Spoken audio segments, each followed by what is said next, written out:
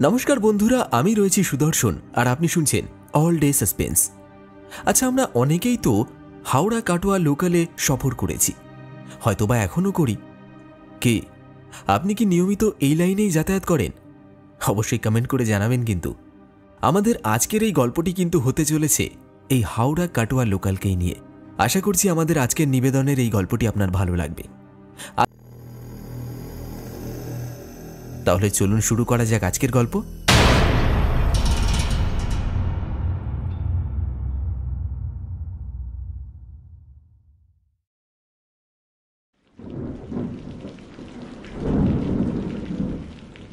শ্রাবণ মাস, সকাল থেকে সারাটা দিন ধরেই তুমুল ঝড় বৃষ্টি হয়ে চলেছে।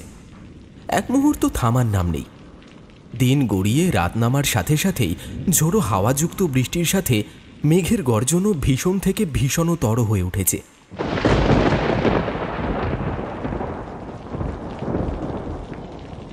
একদিনের এমন ভয়াবহ বৃষ্টিতে কলকাতার দক্ষিণী রাস্তাঘাটে জল জমতে শুরু করে দিয়েছে। ওফ, কি তেজ সেই বৃষ্টির! যেন পৃথিবীর প্রতি অনেক কালের জমিয়ে রাখা রাগ আকাশ আজ বৃষ্টিরূপে বর্ষণ করছে। আকাশের এমন অবস্থা দেখে অমিতের মা অমিতের জন্য টিফিন বক্স প্যাক করতে করতে বলল, বাবু, আজ কি তোর না গেলেই নয় রে। দেখ না বাইরের কি অবস্থা, আবহাওয়া একদম ভালো নয় রে। আর আমার মনটাও আজ সায় দিচ্ছে না রে, তুই বরং কাল যাস। এই বৃষ্টির আবহাওয়ার জন্য অমিতের বিকেলে ঘুম থেকে উঠতে বেশ অনেকটাই দেরি হয়ে গেছিল। তখন বাজে 7:15। অমিতের ট্রেন রাত 8:30টায়। অমিতের এমনি চিন্তায় মাথা কাজ করছে না। এই 8:30টার কাটোয়া লোকাল ট্রেনটাই রাতের শেষ ট্রেন, এরপর আর ট্রেন নেই। পরের দিন তার ভোর 4টে থেকে ডিউটি শুরু। 7-5-1 হয়ে অমিত একটু রাগী স্বরেই বলে উঠল, হ্যাঁ তুমি বলো তো, চাকরিটাই ছেড়ে দিয়ে বসে থাকি ঘরে, তাহলে তো তোমার মন নিশ্চয়ই সাই দেবে। আমি তো গতকালই চলে যেতে চেয়েছিলাম, তুমি তো কান্নাকাটি করে বললে আর একদিন থেকে যেতে, তাই তো আর যাওয়া হলো না। না হলে গতকাল তো আবহাওয়া ভালোই ছিল। ছাড়ো এসব কথা, অনেক দেরি হয়ে গেছে, এবার সময় মতো স্টেশনে পৌঁছতে পারলে হয়। তোমার যদি টিফিন বক্স প্যাক করা হয়ে গিয়ে থাকে তাহলে দিয়ে দাও, না হলে আমি রাস্তায় কিছু কিনে নেব। অমিতের মা অমিতের হাতে টিফিন বক্স দিয়ে তার শাড়ির আঁচলে বাঁধা ঠাকুরের আশীর্বাদ স্বরূপ তাপ ছেলের মাথায় ঠেকিয়ে বলল, সাবধানে যাস বাবা, আবার যে কবে ছুটি পেয়ে বাড়ি আসতে পারবি তার ঠিক নেই। ওখানে ঠিক সময় মতো খেয়ে নিস আর নিজের খেয়াল রাখিস।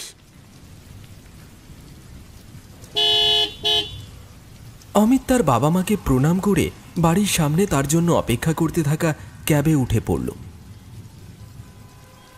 অমিতের মা করজোড়ে বললেন, দুর্গা দুর্গা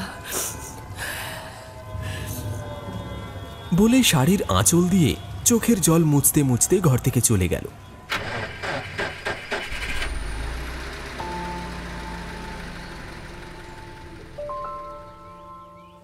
অমিত রেল দপ্তরে কাজ করে। পুরো নাম অমিত দাস। বয়স প্রায় 27 বছর। এক মধ্যবিত্ত পরিবারের একমাত্র ছেলে। ছোটবেলা থেকেই অমিত পড়াশোনাতে খুব ভালো ছিল।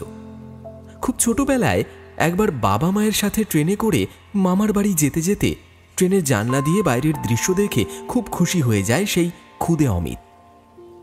তখন সে বলেছিল বড় হয়ে সে নিজে ট্রেন চালাবে, আর চালাতে চালাতে অনেক নতুন নতুন পথের দৃশ্য সে দেখবে। ছোটবেলার সেই স্বপ্নকে বাস্তবে পূরণ করার জন্য অমিত অনেক চেষ্টা করে, কিন্তু শেষ পর্যন্ত সে ট্রেনের চালক না হতে পারলেও রেল সংস্থার স্টেশন মাস্টারের পদের জন্য নিয়োজিত হয়। মনের মতো কাজ না পেলেও অমিত যে কাজটা পেয়েছে সেটাকেই অনেক শ্রদ্ধার সাথে শুরু করে। অমিত কাটোয়ার স্টেশন মাস্টারের পদে নিযুক্ত হয়েছে আজ প্রায় 3 মাস হয়ে গেছে। এখন তার বেশিরভাগই নাইট ডিউটি থাকে, তাই সে বাড়ি ফেরে না, রেলের গেস্ট হাউসে থেকে কাজ করতে হয়। টানা 3 মাস কাজ করার পর 3-4 দিনের ছুটিতে বাড়িতে এসেছিল অমিত। আর ফেরার সময় হলো এমন বিপত্তি।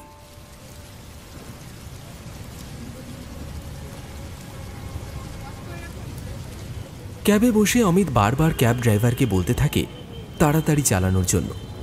তবে বৃষ্টির জন্য রাস্তা জ্যাম থাকায় গাড়ি এগোতে পারছে না একদমই। অমিত বারবার ঘড়ি দেখতে থাকে।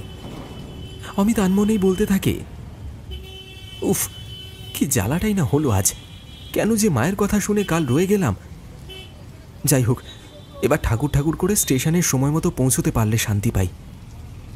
আজ সময় যেন জলের মতো বেরিয়ে যাচ্ছে। এদিকে যখন কাজ করি তখন মনে হয় যেন ঘড়ির কাঁটা থেমে আছে, আর আজ যখন আমার একটু সময় দরকার তখন ঘড়ির কাঁটা যেন ম্যারাথনের দৌড় দিচ্ছে। আজ বোধহয় আমি ট্রেনটা মিস করব। এই বলে অমিত তার প্যান্টের পকেট থেকে রুমাল বের করে তার কপালে জমে থাকা বিন্দু বিন্দু ঘাম মুছতে থাকে, আর গাড়ির কাঁচটা হালকা নামিয়ে রাস্তার জ্যাম দেখার চেষ্টা করে।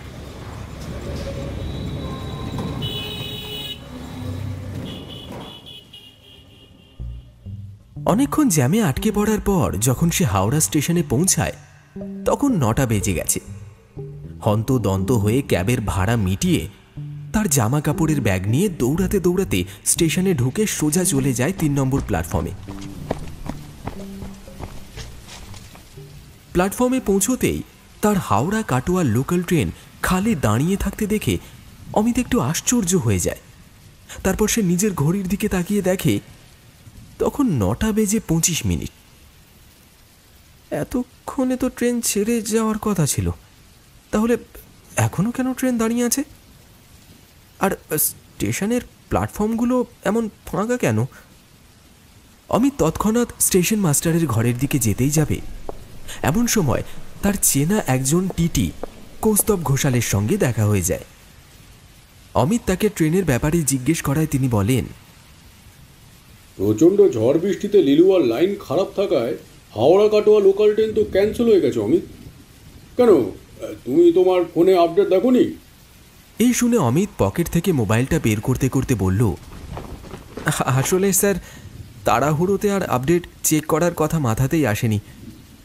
কাল আমার ভোর 4টে থেকে ডিউটি শুরু, তাই ওই চিন্তায় এটা খেয়াল হয়নি যে এত বৃষ্টিতে ট্রেন লেট অথবা ক্যান্সেলও হতে পারে। আচ্ছা স্যার, তাহলে এখন আমি কিভাবে যাব?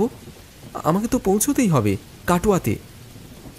তুমি এক কাজ করো, আজ রাতের শেষ একটাই ট্রেন ছাড়বে রাত 11:30টায়, হাওড়া কাটিহার এক্সপ্রেস।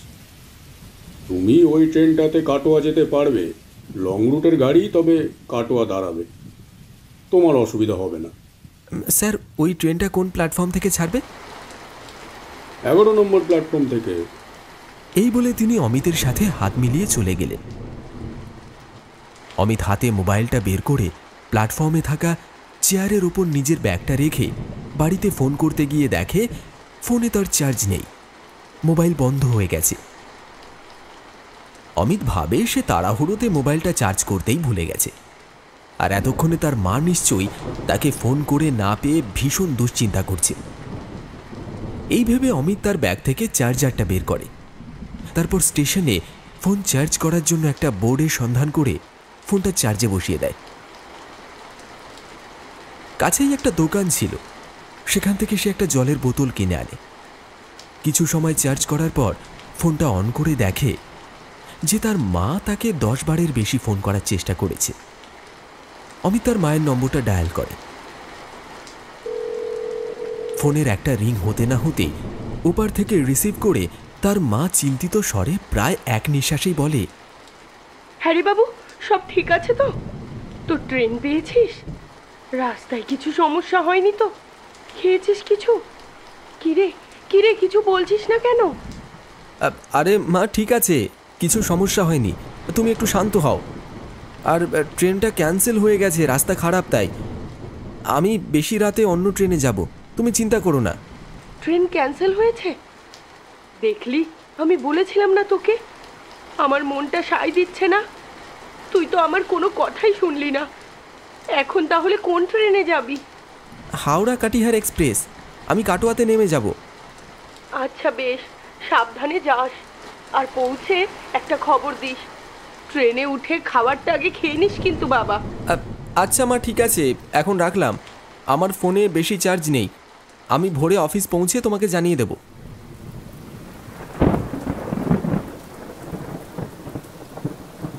ঘড়ির কাঁটা তখন সময় দেখাচ্ছে 11:11। বাইরে তখনও অঝোরে বৃষ্টি হয়েই চলেছে। তবে আগের মতো বৃষ্টির জন্য অমিতের বিরক্তি লাগছিল না, বরং তখন বৃষ্টিটা খুব ভালোই লাগছিল। বৃষ্টির জন্য অনেক ট্রেন ক্যান্সেল হয়েছে, তাই স্টেশনের প্ল্যাটফর্মগুলোতে বেশি লোকজনের ভিড় নেই। অমিত নিজের মোবাইলটা 90% চার্জ করে পকেট থেকে গান শোনার জন্য হেডফোনটা বের করতেই যাবে, এমন সময় একজন বৃদ্ধ ব্যক্তি অমিতের পাশ দিয়ে যাওয়ার সময় তার ভেজা ধুতির মধ্যে পা আটকে হোঁচট খেয়ে পড়ে যায় এবং তার হাতে থাকা জিনিসগুলো মাটিতে এদিক ওদিক ছড়িয়ে পড়ে। অমিত তৎক্ষণাৎ তার ফোনটা পকেটে ভরে এগিয়ে গেল বৃদ্ধের সাহায্য করতে। অমিত বৃদ্ধের হাত ধরে তাকে দাঁড় করিয়ে তার মাটিতে ছড়িয়ে থাকা জিনিসগুলো তুলে নিয়ে বৃদ্ধকে উদ্দেশ্য করে বলে, আরে দেখেছেন তো, আপনি ঠিক আছেন? আপনার কোথাও লাগেনি তো? আমি আমি ঠিক আছি বাবা, তোমায় ধন্যবাদ সাহায্য করার জন্য। আরে ধন্যবাদ জানানোর কিছু নেই। মানুষ হয়ে যদি অন্য মানুষের সাহায্য না করি তাহলে তো মানুষ জন্মই বৃথা। তা আপনি জল খাবেন? তা তুমি ঠিকই বলেছ। না না, আমার জল লাগবে না। আপনি কোথায় যাবেন, মানে কোন প্ল্যাটফর্মে যাবেন বলুন, আমি আপনাকে দিয়ে আসছি। না না, থাক থাক, আমি চলে যাব। তোমার দেরি হয়ে যেতে পারে, তুমি যাও, তোমার গন্তব্যে যাও।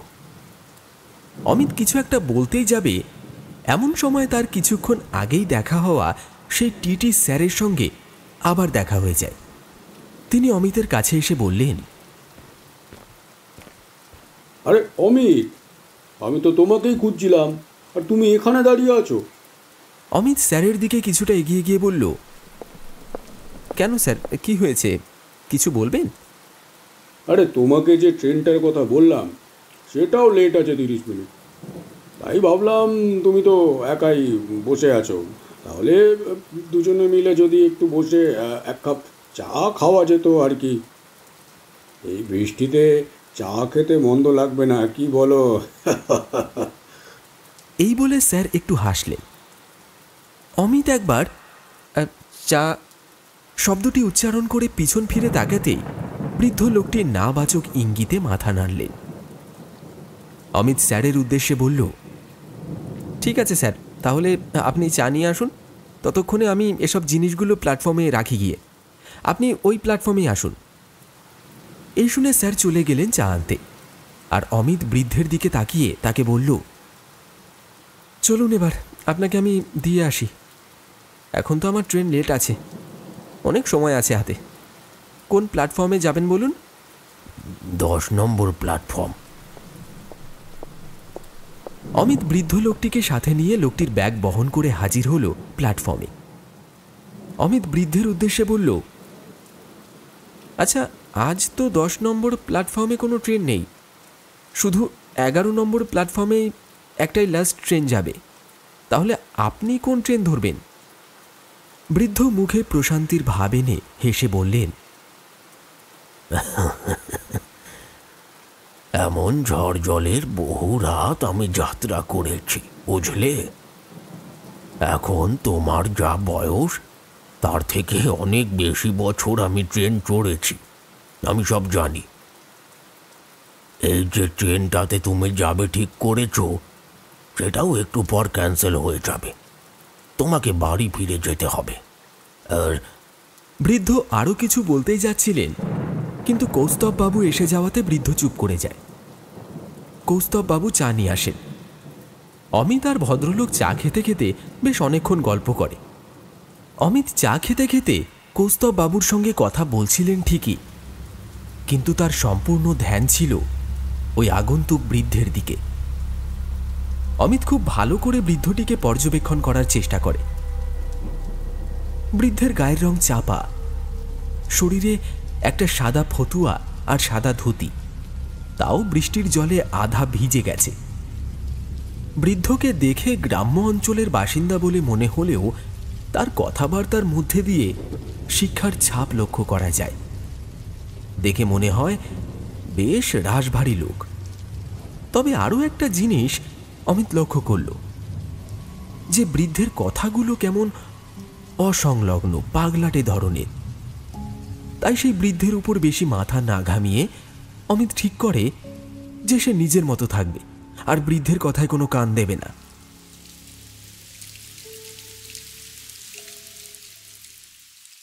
কিছুক্ষণ পর কৌস্তববাবু চলে গেল। অমিত নিজের ব্যাগ রাখার চেয়ারের পাশে থাকা খালি চেয়ারটিতে গিয়ে বসে পড়ল আর ঘড়িতে সময় দেখতে থাকে।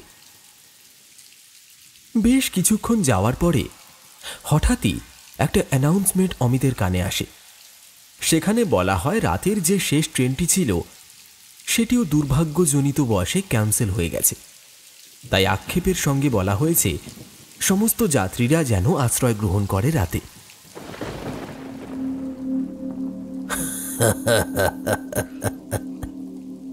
অ্যানাউন্সমেন্টটি শোনার সাথে সাথেই বৃদ্ধ একটু উপহাসের ইঙ্গিতে হেসে ওঠে, যেন তিনি অমিতকে বলছেন, দেখেছ, আমি বলেছিলাম না ট্রেনটা ক্যান্সেল হয়ে যাবে। অমিত একটু চমকে যায়। তবে বাড়ি ফেরত যাওয়ার হতাশার থেকে আশ্চর্যের ও কৌতূহলের প্রতিক্রিয়াটা সেই মুহূর্তে বেশি কাজ করে অমিতের মধ্যে। তারপর অমিত বৃদ্ধ লোকটিকে উদ্দেশ্য করে বলে, আপনি আগের থেকে কেমন করে জানলেন যে ট্রেনটি ক্যান্সেল হবে আর আমাকে বাড়ি ফেরত যেতে হবে? আমার জীবনে এই রকম পরিস্থিতি বারংবার এসেছে, তাই আমি খুব ভালো মতোই জানি এরকম ঝড় বৃষ্টির সময় সমস্ত ট্রেনই ক্যান্সেল হয়ে যায়, বিশেষত রাতের ট্রেনগুলো। তাই সেই অভিজ্ঞতার দরুন আমি কথাগুলো তোমাকে বলেছিলাম। এবার তুমি বাড়ি ফেরত যাও। কথাটা শেষ হতে না হতেই প্ল্যাটফর্ম নম্বর 10-এ একটা ট্রেন এসে উপস্থিত হয়। সেই মুহূর্তে প্ল্যাটফর্মে গুটি কয়েক লোক বাদে আর বেশি কেউ থাকে না। ওই বৃদ্ধ আর অমিত বাদে খুব জোর জনা 25 থেকে 30 জন প্ল্যাটফর্মে তখন উপস্থিত, যারা ট্রেনের দিকে যাচ্ছে। অমিত বৃদ্ধটিকে জিজ্ঞেস করে, এই ট্রেনটি কোথায় যাবে? অমিতের প্রশ্ন শুনে পাশ থেকে ট্রেনের দিকে যাওয়া এক যাত্রী অমিতকে জিজ্ঞেস করে, আপনি কোথায় যাবেন? আমি কাটোয়া যাব। তাহলে ওইটা বলুন, এই ট্রেনটি কাটোয়ার উপর দিয়ে যাবে, আপনি কাটোয়ায় নেমে যেতে পারবেন, কোনো অসুবিধা হবে না। এই বলে আগন্তুক যাত্রী ট্রেনে উঠে পড়ে। বৃদ্ধ নিজের জিনিসপত্র নিয়ে ট্রেনের দিকে যেতেই যাবে, তখন অমিতকেও তার সাথে যেতে দেখে বৃদ্ধ জিজ্ঞেস করল, তুমি আমার সঙ্গে কোথায় যাচ্ছ? কেন? এই ট্রেনটি তো কাটোয়া যাবে, তাই আমিও যাব এই ট্রেনটি করে। আমার কালকে পৌঁছানো খুব দরকার। কাল ভোর 4টের থেকে আমার ডিউটি টাইম শুরু হচ্ছে। আমি কোনোভাবেই এখন কামাই করতে পারবো না। সদ্য চাকরি হয়েছে আমার। বৃদ্ধ যেন একটু কর্কশ স্বরেই বলে উঠল, তুমি এখন বাড়ি চলে যাও। কাল অন্য ট্রেনে তুমি কাটোয়া পৌঁছে যেও। একটু না হয় দেরি হবে অফিস পৌঁছতে, কিন্তু কালই যেও। আজ এই ঝড় বৃষ্টির রাতে যেও না। অমিত একটু বিরক্ত হয়ে বলল, আপনি আমাকে না বলার কে? এই ট্রেনটা যখন যাচ্ছে তখন আমি কেন যাব না? আপনি আপনার মতো যান, আমাকে আমার মতন যেতে দিন। এই বলে অমিত ট্রেনে উঠে পড়ল। বৃদ্ধ আর কিছু না বলে ট্রেনে চড়ে বসে। অমিত ট্রেনে তো উঠে পড়ে, কিন্তু তার মনটা অনবরত খচখচ করতে থাকে। রাত তখন 12টা। খিদেও পেয়েছে অমিতের। ব্যাগ থেকে তার মায়ের দেওয়া টিফিন বক্সটি খুলে রুটি তরকারির গন্ধ যখন অমিতের নাকে পৌঁছায়, তখন অমিতের হঠাৎই মনে হয় সে তার মায়ের সঙ্গে বড়ই বাজেভাবে আজ কথা বলেছে। এইটা তার করা উচিত হয়নি। অমিত ঠিক করে সে অফিস পৌঁছে মাকে ফোন করে তার করা দুর্ব্যবহারের জন্য ক্ষমা চেয়ে নেবে। তারপর অমিত রুটির একটা টুকরো ছিঁড়ে মুখে দিতেই যাবে, এমন সময় তার চোখ পড়ল সেই বৃদ্ধের দিকে। অমিতের একটু খারাপই লাগে। যতই হোক তিনি অমিতের থেকে অনেকটাই বয়সে বড়, তাই অমিতের কখনোই উচিত হয়নি তার সঙ্গে এরকমভাবে কথা বলা। আসলে পরিস্থিতি এমনই হয়ে গেছে যে অমিত এরকম ব্যবহার করতে আজ বাধ্য হয়েছে। 7-5 ভেবে অমিত নিজের ব্যাগপত্র নিয়ে সেই বৃদ্ধের পাশের সিটে গিয়ে বসে।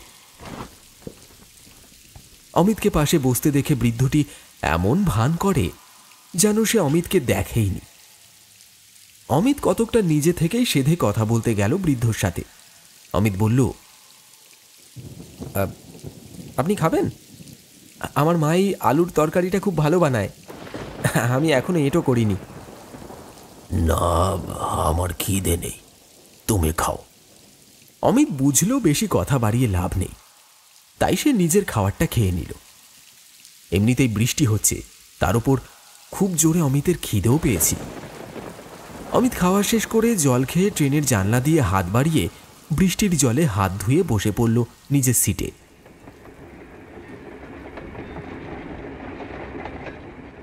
5 মিনিট বসে থেকে অমিত আবার নিজে থেকেই কথা বলতে শুরু করল। আমার নাম অমিত দাস, আমি এই সদ্য কাটোয়া স্টেশনে স্টেশন মাস্টারের পদে নিযুক্ত হয়েছি। কাল সকালে ডিউটি, তাই এই ট্রেনটাতে ওঠা খুব দরকার ছিল। তা আপনার নাম কি? আপনি কোথায় যাচ্ছেন? বৃদ্ধ একটু চুপ থেকে গলা খাঁকড়ে বললেন, আমার নাম স্বপন রায়, কালীনগরে আমার বাড়ি। আমি কলকাতাতে একটা সোনার কারখানাতে কাজ করতাম, তবে এখন আর করি না, বয়স হয়েছে। এখন আর এত দৌড়ঝাঁপ করা এই জীর্ণ শরীরে দেয় না। আমাদের বাড়িতে পৈতৃক কালী মন্দির আছে, তাতে নিত্য পুজো হয়।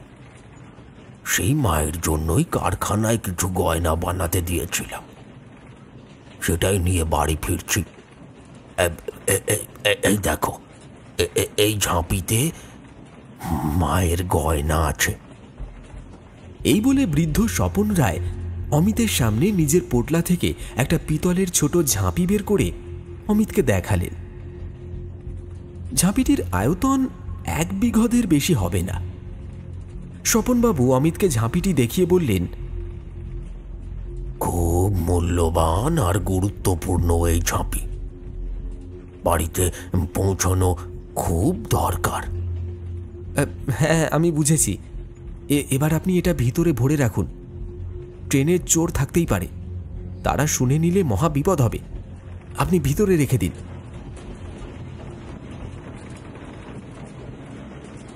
কেটে যায় বেশ কিছুক্ষণ সময়। কথায় কথায় পথ অনেকটা পেরিয়ে যায় অমিত। বৃদ্ধ স্বপন রায় কেন জানি না কালীনগর আসার আগেই সমুদ্রগড়ে নেমে যায়, আবার সেটা অমিতকে না বলে। অমিত মনে মনেই বলে, যা বাবা, লোকটা পাগল নাকি? এই বলল কালীনগরে বাড়ি, সমুদ্রগড়ে নেমে গেল কেন? আশ্চর্য। এরপরে কেটে যায় আরো ঘণ্টাখানেক। অমিতের ট্রেন কাটোয়া স্টেশনে এসে পৌঁছয়। অমিত নেমে পড়ে।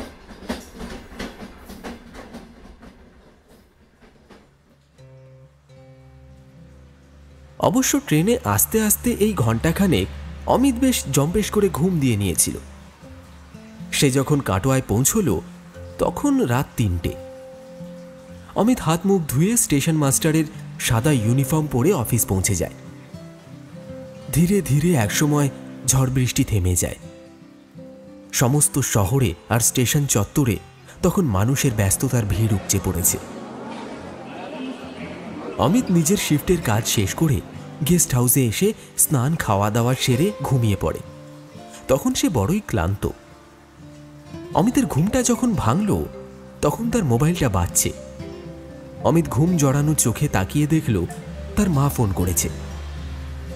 বাবু, সন্ধে 7টা বাজে, তুই এখনো উঠিসনি?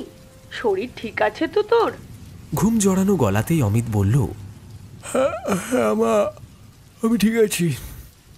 আসলে কাল সারা রাত ঘুম হয়নি। ওই বৃষ্টির মধ্যে এত কষ্ট করে এসেছি, তারপর শিফট শেষ করে স্নান খাওয়া সেরে শুতে শুতে অনেক বেলা হয়ে যায়, তাই দেরি হলো উঠতে। আচ্ছা শোন বাবু, আমি তোর ব্যাগে তোর পছন্দের চিনির নারকোলের নাড়ু রেখে দিয়েছি কৌটো করে। ওটা বের করে রাখিস ব্যাগ থেকে। তোকে আগে বলিনি, যদি তুই বকা দিস তাই। সাবধানে থাকিস বাবা। এই বলে অমিতের মা ফোনটা রেখে দেন। অমিত বিছানা থেকে উঠে জানলা দিয়ে বাইরে তাকিয়ে দেখে বৃষ্টি হচ্ছে। অমিত নিজের জন্য চা বানিয়ে জানলার পাশে একটা চেয়ার টেনে জানলার ধারে চায়ের কাপটা রেখে নিজের ব্যাগটা খুলল, নিজের অতি প্রিয় নারকেলের নাড়ু বের করার জন্য।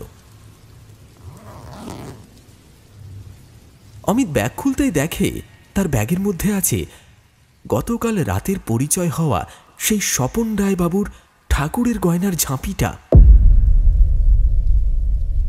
অমিত বিস্ফারিত চোখে দেখতে থাকে সেই ঝাঁপিটিকে। অমিতের স্পষ্ট মনে আছে স্বপনবাবু তার ঝাঁপি অমিতের সামনেই তার পুঁটুলিতে ভরেছিলেন। তারপর তিনি আর একবারের জন্যেও তার পুঁটুলিতে হাত দেননি। সেইভাবেই পুঁটুলি নিয়ে তিনি ট্রেন থেকে নেমে গেছিলেন। তাহলে তাহলে তার এই ঝাঁপি অমিতের কাছে কেমন করে এলো? এসব ভাবতে ভাবতে অমিত ঝাঁপিটা হাতে তুলে এদিক ওদিক করে দেখতে থাকে। ঝাঁপিটা বেশ ভারী, খুব সুন্দর নকশা করা আছে ঝাঁপিটার ঢাকনায়। ঝাঁপিটা নাড়ালে ঝাঁপির ভিতর থেকে ঝনঝন করে শব্দ আসছে। অমিত বুঝতে পারে এই শব্দ হলো ঝাঁপির ভিতরে থাকা গয়নাগুলোর। ঝাঁপির মধ্যে পিতলের ছোট তালা লাগানো আছে। অমিত কিছুক্ষণ ঝাঁপিটা দেখে আবার সযত্নে ঝাঁপিটা ব্যাগের মধ্যে রেখে দেয়। সে মনে মনে ঠিক করে পরদিনই কালীনগর গিয়ে স্বপনবাবুকে তার ঝাঁপি দিয়ে আসবে। তিনি নিশ্চয়ই খুব দুশ্চিন্তা করছেন এখন এটার জন্য। অমিত তো তার থেকে ফোন নম্বরটাও নেয়নি, তা না হলে এখন সে ফোন করে বলে দিতে পারত। ফোন নম্বর নেওয়ার প্রয়োজনীয়তাও যে পড়বে সেটা অমিত বুঝবেই বা কেমন করে। অগত্যা জিনিসটা গুছিয়ে রেখে দিয়ে অমিত ব্যাগ থেকে মায়ের বানানো নাড়ু বের করল। তারপর সেগুলোকে চা দিয়ে খেতে খেতে বৃষ্টি উপভোগ করতে থাকে আর মোবাইলে গান শুনতে থাকে।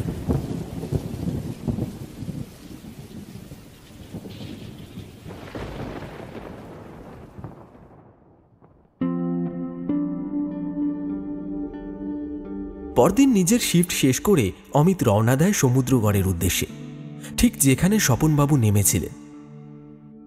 সেখানে নেমেই তিনি পৌঁছে যান কালীনগরে। তবে অমিত স্বপনবাবুর ব্যাপারে বেশি কিছু জানত না, শুধু জানত তার নাম আর তিনি কালীনগরে থাকেন এবং তাদের পৈতৃক কালী মন্দির আছে। তাই সেইটুকুই জিজ্ঞেস করতে অনায়াসে তার ঠিকানাটা খুঁজে বের করা গেল। বোঝা গেল লোকটি এই অঞ্চলে বেশ জনপ্রিয়। পথে লোকজনকে জিজ্ঞেস করে করে সে পৌঁছে যায় এক অপেক্ষাকৃত পুরনো তেতলা বাড়ির সামনে। বাড়িতে বাগান আছে, সামনের দিকটায় আছে একটা ছোট্ট লোহার গেট। সেই গেটের সামনে দাঁড়িয়ে অমিত আওয়াজ দিয়ে ডাকতে থাকে, স্বপনবাবু, ও স্বপনবাবু, বাড়িতে আছেন নাকি? স্বপনবাবু। এই শুনে বাড়ির ভিতর থেকে একটা ছোট্ট 10-11 বছর বয়সের বাচ্চা মেয়ে বেরিয়ে আসে।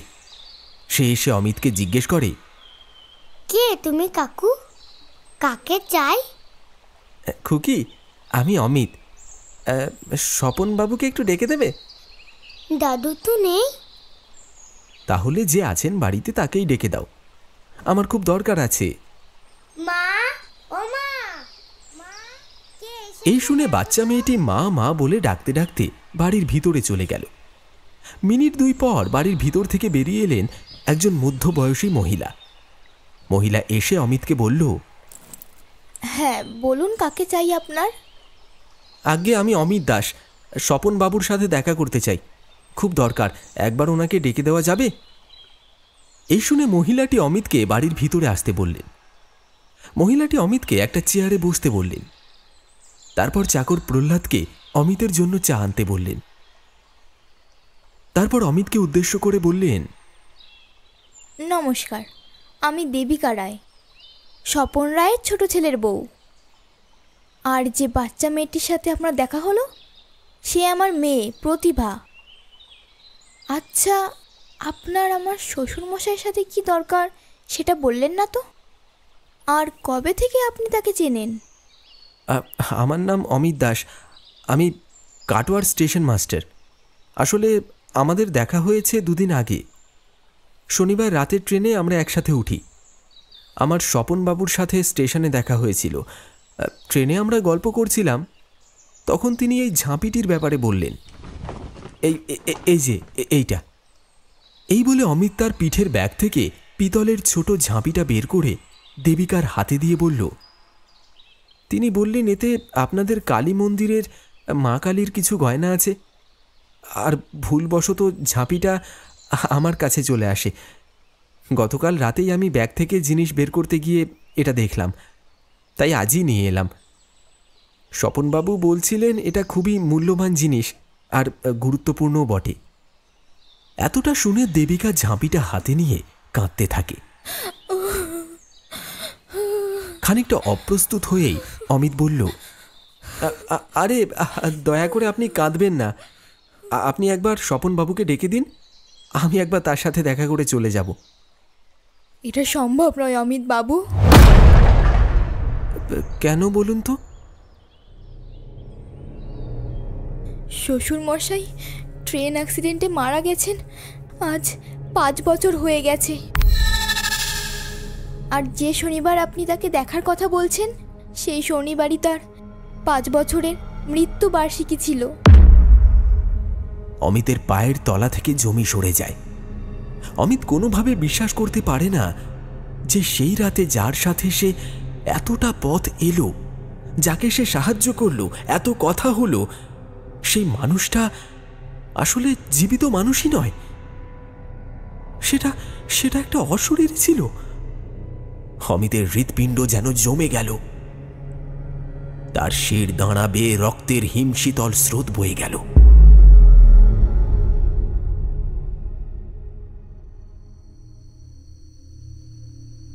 দেবিকা অমিতকে স্বপনবাবুর ঘরে নিয়ে যায়। অমিতকে দেখায় স্বপনবাবুর দেওয়ালে টাঙানো ছবি, তাতে তরতাজা গন্ধরাজ ফুলের মালা ঝুলছে। দেবিকা তখন স্বপনবাবুর আলমারি থেকে একগুচ্ছ চাবি বের করে সেগুলো দিয়ে ঝাঁপিটি খোলার চেষ্টা করে। আর অল্প কিছু সময়ের চেষ্টার পর একটা ছোট পিতলের চাবি দিয়ে ঝাঁপির তালা খুলে যায়। স্বপনবাবুর কথা মতোই ঝাঁপি থেকে বের হয় ঠাকুরের গহনা। ঘটনাটি ঠিক কি হলো আর কিভাবে ঘটল সেটা ভাবতে ভাবতে অমিত সেখান থেকে ফিরে আসে নিজের রুমে।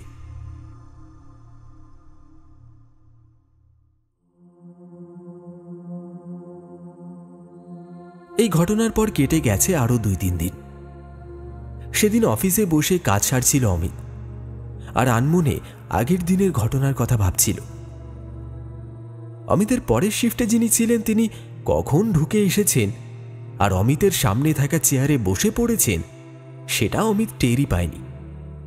পরের শিফটে থাকা বিকাশবাবু অমিতের থেকে 10 বছরের প্রবীণ কর্মরতা ব্যক্তি। তিনি অমিতের এমন খামখেয়ালি অবস্থা দেখে বললেন, কি হে অমিত, কি ব্যাপার তোমার? কোন দিকে ধ্যান আছে? অমিত একটু চমকে উঠে একটু লজ্জিত হয়ে বলল, আরে আমি দুঃখিত মাস্টার মশাই, আসলে আমি একদমই আপনাকে খেয়াল করিনি, আমাকে ক্ষমা করবেন। এমন করো না ছোকরা, এমন হলে তো যে কেউ অফিসে ঢুকে তোমার উপস্থিতিতেই দরকারি ফাইলপত্র সব লোপাট করে নিয়ে চলে যাবে গো। তখন তুমি কি করবে? অমিত মাথা নিচু করে চুপ করে থাকে। অমিতকে এমনভাবে দেখে বিকাশবাবু বললেন, তা কি হয়েছে বলো তো? তোমাকে আমি 3 মাস ধরে দেখছি, কখনো তো এমন খামখেয়ালি মনোভাব তোমার লক্ষ্য করিনি। আজ কি হলো তোমার? কিছু সমস্যা হয়েছে নাকি? আসলে মাস্টারমশাই, আমি যে কি বলবো সেটাও বুঝতে পারছি না। আমার সাথে যে কি ঘটলো আর কেনই বা ঘটলো আমি না কিছুই বুঝতে পারছি না, জানেন। আরে কি হয়েছে খুলে বলো তো দেখি বাপু। অমিত তখন বিকাশবাবুকে সবটা পুঙ্খানুপুঙ্খভাবে বর্ণনা করল। সব শুনে বিকাশবাবু বললেন, সবটাই তো শুনলাম, তবে তুমি কি নিশ্চিত যে তুমি যার সাথে এসেছো সেটা স্বপনবাবু ছিলেন? মানে তোমাদের কেউ দেখেছে একসাথে? এটা যদি জানা যেত তাহলে ব্যাপারটার একটা হিল্লে করা যেত, বুঝলে? হ্যাঁ, হাওড়া স্টেশনের টিটি স্যার, ওই কৌস্তববাবু, তিনি দেখেছেন নিশ্চয়ই। স্যার যখন আমাকে ট্রেন লেট হওয়ার কথা জানাতে এলেন আর চা খাবার জন্য বললেন, তখন স্বপনবাবু ওখানেই দাঁড়িয়েছিলেন। আর আমি যখন স্যারের সাথে চা খেলাম প্ল্যাটফর্মে দাঁড়িয়ে, তখনও স্বপনবাবু আমাদের পাশের চেয়ারে বসেছিলেন। স্যারকে জিজ্ঞেস করতে পারলে ভালো হতো। বিকাশবাবু তৎক্ষণাৎ কৌস্তববাবুর ফোন নম্বর ডায়াল করে মোবাইলটা স্পিকারে রাখলেন, যাতে বিকাশবাবু আর অমিত দুজনেই কৌস্তববাবুর কথা শুনতে পায়। 4 বার রিং হওয়ার পর কৌস্তববাবু ফোন তুলে বললেন,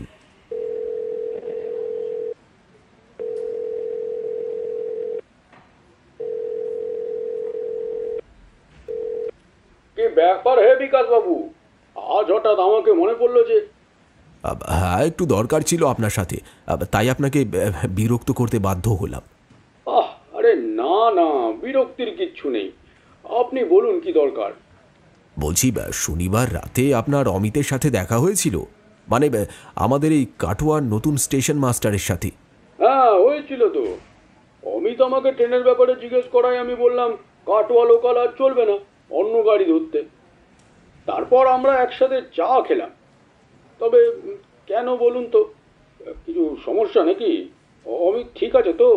আরে হ্যাঁ মশাই, অমিত ঠিক আছে, তবে সমস্যা একটা হয়েছে বটে, তাই আপনার সাহায্য চাওয়া। হ্যাঁ নিশ্চয়ই, বলুন কি সাহায্য লাগবে, আমি যথাযথভাবে চেষ্টা করব। বলছি, সেদিন আপনি কি অমিতের সাথে প্ল্যাটফর্মে চা খাবার সময় আর কোনো বয়স্ক ব্যক্তিকে দেখেছিলেন, সাদা ফতুয়া ধুতি পরে? কই না তো, আমি তো কাউকে দেখিনি। অমিত তো একাই ছিল। কেন বলুন তো, সবটা খুলে বললে আমার ব্যাপারটা বুঝতে আর মন্তব্য করতে খুব সুবিধা হবে। এই শুনে বিকাশবাবু যতটা সম্ভব কৌস্তববাবুকে সেই রাতের ঘটনা আর তার পরের ঘটনাগুলো বর্ণনা করেন। সবটা শুনে কৌস্তববাবু যা বললেন তাতে বিকাশবাবু আর অমিত দুজনেই কিছু সময়ের জন্য স্তম্ভিত হয়ে গেলেন। তারা এমনভাবে চেয়ারে বসে রইলেন যেন দুটি পাথরের মূর্তি তৈরি করে চেয়ারে বসিয়ে রাখা হয়েছে। কৌস্তববাবু বললেন, এটা অসম্ভব। প্রথমত আমি অমিতের সাথে কাউকে দেখিনি। অমিত সর্বক্ষণ একাই ছিল। আর সবচেয়ে বড় কথা হচ্ছে, অমিত সেদিন ট্রেনে করে কাটোয়া যাবে কেমন করে? সেদিন রাতের সব ট্রেন বন্ধ ছিল। সন্ধ্যে 7টার পর হাওড়া স্টেশন থেকে আর একটাও ট্রেন ছাড়েনি। তাহলে অমিত গেল কেমন করে? কিসব বলছেন আপনি? বিকাশবাবু নিজেকে একটু সামলে প্রকৃতিস্থ হয়ে আবার জিজ্ঞেস করলেন, আপনি নিশ্চিত যে শনিবার রাতে আর কোনো ট্রেন ছাড়েনি? হ্যাঁ আমি নিশ্চিত। আমি এই স্টেশনের টিটি, আর আমি জানবো না ট্রেন ছেড়েছে কিনা? সেই রাতের ট্রেনে তো আমারই যাওয়ার কথা ছিল। ট্রেন ক্যান্সেল হয়ে যাওয়ায় আমি বাড়ি চলে যাই। আর আমি ভাবলাম অমিত তো নিশ্চয়ই বাড়ি ফিরে গেছে। আচ্ছা, ধন্যবাদ। এই বলে বিকাশবাবু ফোনটা কেটে দেন। তারপর অমিতকে জিজ্ঞেস করে, তুমি যে ট্রেনে এসেছো তার নাম বা নম্বর কিছু মনে আছে? তাহলে কিছু জানা যেতে পারে। আর এই ট্রেনের সাথে স্বপনবাবুর কি সম্পর্ক তাও জানা যেতে পারে। মাস্টারমশাই, স্বপনবাবুর ট্রেন অ্যাক্সিডেন্টে মৃত্যু হয়, এটা তার ছোট ছেলের বউ আমাকে আগের দিন বলেছিলেন। এরপর অমিত ট্রেনটির ব্যাপারে যতটা মনে ছিল সবটাই বিকাশবাবুকে বলে। বিকাশবাবু অমিতের দেওয়া তথ্য থেকে পুরনো ট্রেনের রেকর্ড ঘেঁটে বললেন,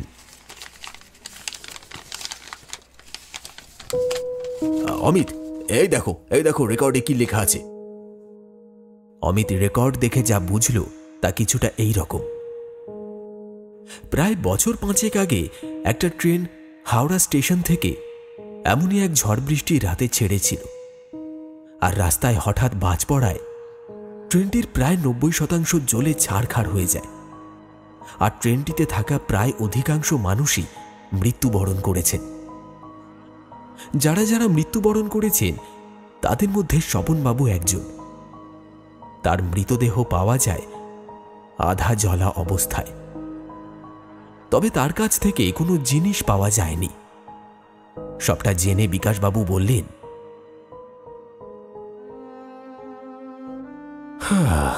অমিত, আমার মনে হয় সেই রাতে ট্রেনে স্বপনবাবুর থেকে গয়নার বাক্স ছিনতাই হয়ে যায়। তারপর কোনোভাবে ট্রেনটি বাজ পড়ে জ্বলে যায় এবং অনেকেই মারা যায়। সেই দিনটাও ছিল এমনই এক ঝড় বৃষ্টির রাত। বারটা ছিল শনিবার। তাই হয়তো স্বপনবাবু তোমার মারফত তার অতি গুরুত্বপূর্ণ ঠাকুরের গয়নার বাক্স তার নিজের বাড়িতে পৌঁছে দিল। তিনি হয়তো এতদিন তোমার মতোই কারোর অপেক্ষা করছিলেন যে নিঃস্বার্থভাবে তার গয়নার বাক্স তার বাড়ি পর্যন্ত পৌঁছে দেবে। তোমার সঙ্গে যেটা ঘটেছে সেটা আশ্চর্যকর আর অবিশ্বাস্যকর, কিন্তু যেটা ঘটেছে সেটা অস্বীকার করা সম্ভব না। তুমি এক অলৌকিক ঘটনার সাক্ষী হয়ে রইলে আজীবন। অমিত কোনো কথা বলে না, শুধু মনে মনে ভাবে, এই জগতে মানুষ মানুষকে কেউ বিশ্বাস করে না, কিন্তু এক মৃত ব্যক্তির আত্মা তাকে ভরসা করতে পেরেছে। এটা অমিতের কাছে অনেক বড় পাওনা। অমিত মনে মনে হাসে আর ধন্যবাদ জানায় স্বপনবাবুকে তাকে এতটা বিশ্বাস করার জন্য।